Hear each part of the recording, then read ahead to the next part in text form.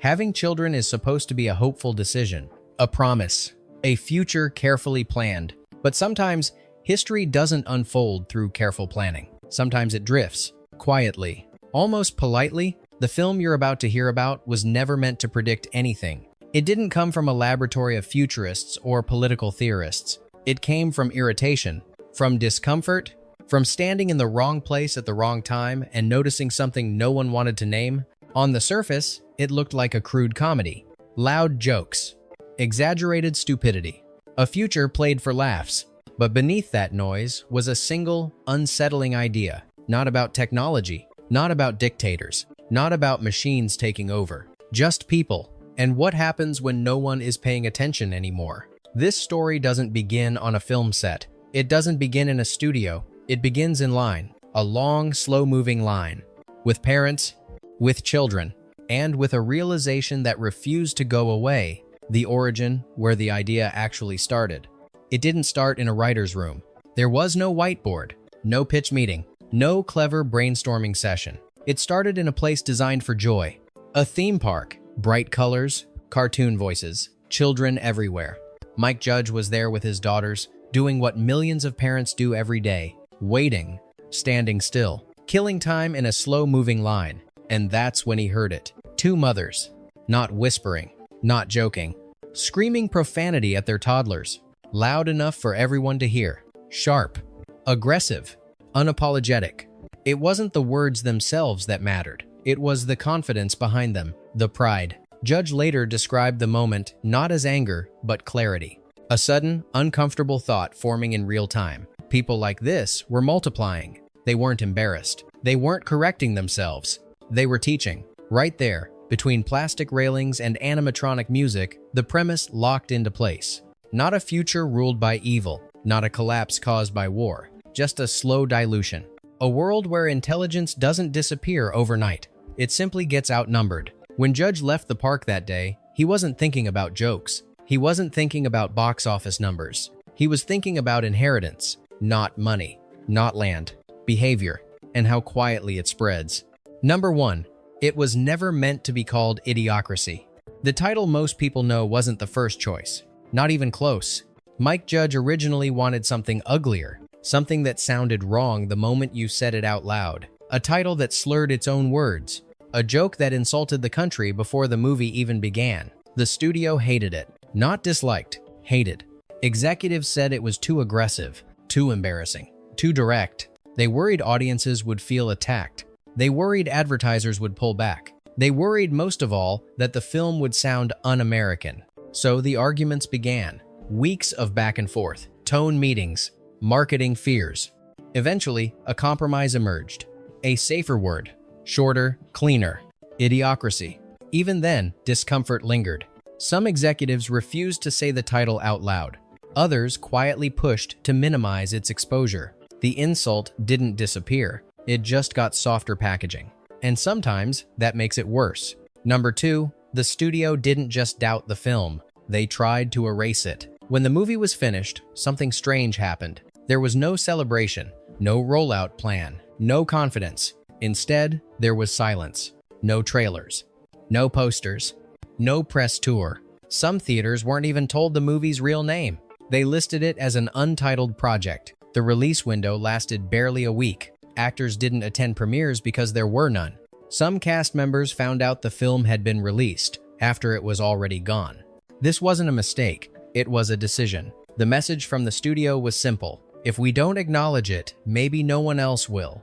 But movies don't always obey orders. The film leaked. Word spread. Quietly, illegally, persistently. What the studio tried to bury didn't die. It just waited. Number 3. Even during production, the system was already breaking. Before the release collapse, the cracks appeared on set. The budget began shrinking without warning. Shoot days were cut.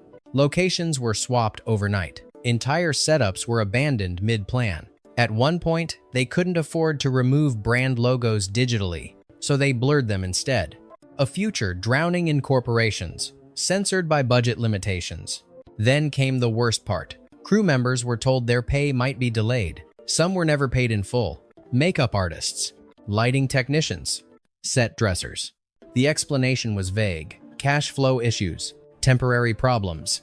But the irony was brutal. A film about a broken system was being crushed by one, and the people holding it together were the first to feel it. Through all of this, Judge kept directing, kept smiling, kept moving forward, because stopping meant the film would vanish completely, and finishing it was the only way it might survive. Number 4. While the film was being abandoned, life was moving forward. For the studio, the movie was becoming a liability. For the people inside it, life didn't pause. One of the film's central performers was Maya Rudolph. On screen, she played a woman navigating a future built on stupidity and decay. Off-screen, she was stepping into something far more real. In 2005, months before the film quietly disappeared from theaters, Rudolph gave birth to her first child.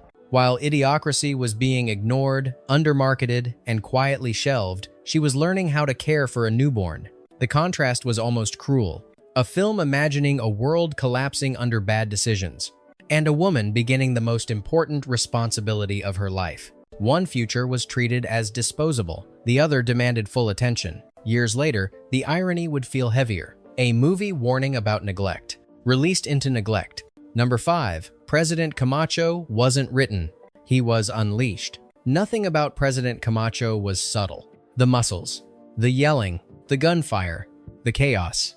But most of it wasn't on the page. Mike Judge gave a loose framework, then stepped back. What followed came from Terry Crews himself. The voice was improvised. The screaming wasn't scripted. Even the energy shifted between takes because Crews refused to repeat himself. What could have been a flat caricature became something strangely magnetic, not because it was realistic, but because it felt familiar. Camacho wasn't just loud. He was confident, decisive, certain, even when wrong. That's what made him unsettling. The performance didn't mock power. It exposed how easily spectacle replaces competence. Number 6. He almost never got the role. Despite how inseparable the role feels now, Terry Crews nearly didn't make it into the film at all. He auditioned once, then again, 5 times. Behind closed doors, executives wanted bigger names, safer faces, actors who felt more bankable.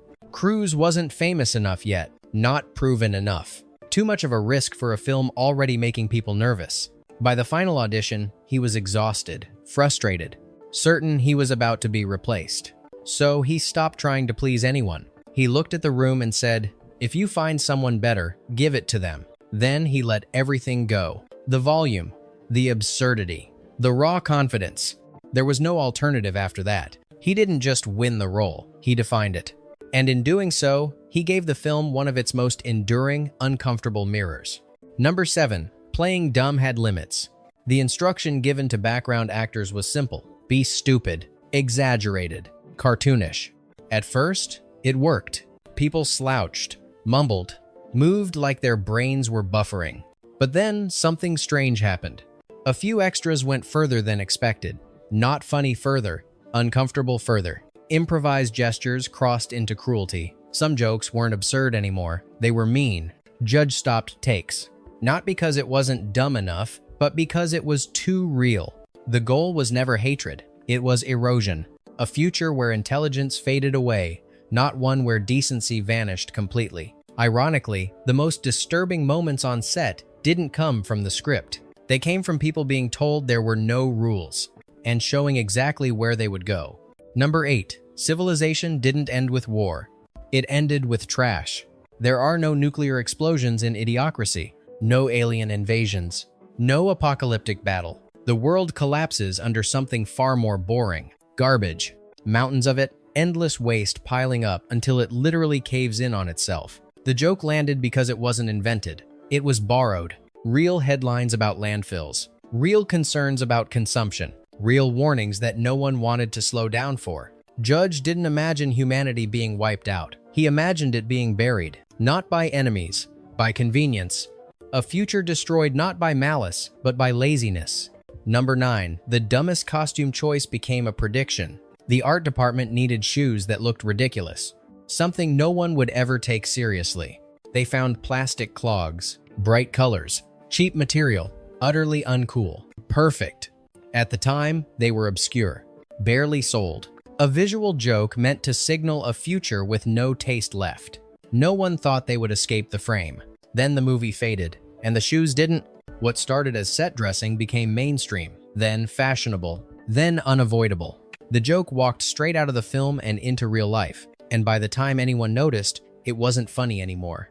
Number 10. The future changed everything, except the news. Logos evolved, language collapsed, corporations swallowed daily life. But in the middle of Idiocracy's future, one thing remained eerily untouched: Fox News. Same colors, same aggressive graphics, same frantic energy. The joke wasn't exaggeration. That was the point. According to people close to the production, it wasn't meant as a direct attack at first. It was a placeholder, a familiar symbol to ground the chaos. But the more the team looked at it, the less rewriting it needed.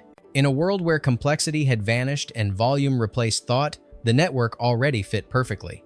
Everything else had to be redesigned to look stupid. That didn't. Number 11. The dumbest show in the world stopped feeling like a joke. When Mike Judge came up with "Ow my balls," it was meant to be the final punchline. No plot, no dialogue, just a man getting hit in the crotch. Over, and over, and over again. The audience in the film roared with laughter, because it was supposed to be impossible. The lowest imaginable form of entertainment. Then reality caught up. Fail compilations, pain-based humor, viral clips built on humiliation. What once felt absurd started to look familiar. The satire didn't age. It blended in. And when a joke becomes indistinguishable from real programming, the laughter changes tone. Number 12. Corporate satire worked. Because no one felt singled out. The film mocked everyone: fast food chains, retail giants, media companies, bureaucracy itself. On paper, that should have triggered lawsuits. It didn't. Studio lawyers found a strange loophole. If every corporation was ridiculed equally, no single brand could claim unfair treatment. So the solution wasn't restraint. It was escalation. More logos, bigger jokes, louder branding. Corporations laughed it off. Some thought it would never be released. Others didn't think anyone would care. Years later, when those jokes started looking less exaggerated, the laughter faded. Satire works best when people believe it can't happen to them. Number 13. The film became its own punchline.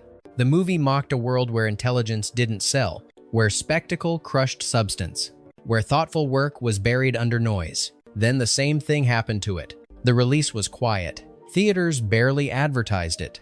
Some audiences never even knew it existed. When the box office numbers came in, they were almost insulting. A film about cultural collapse failed because no one wanted to engage with it. There was no victory lap, no redemption arc. The satire didn't just predict the future, it reenacted it. A warning ignored because it wasn't entertaining enough. Number 14. At some point, it stopped being a comedy. For years, people laughed at the movie's exaggerations, the absurd politics, the corporate overload, the applause for stupidity. Then something shifted. Interviews changed tone. Jokes landed differently.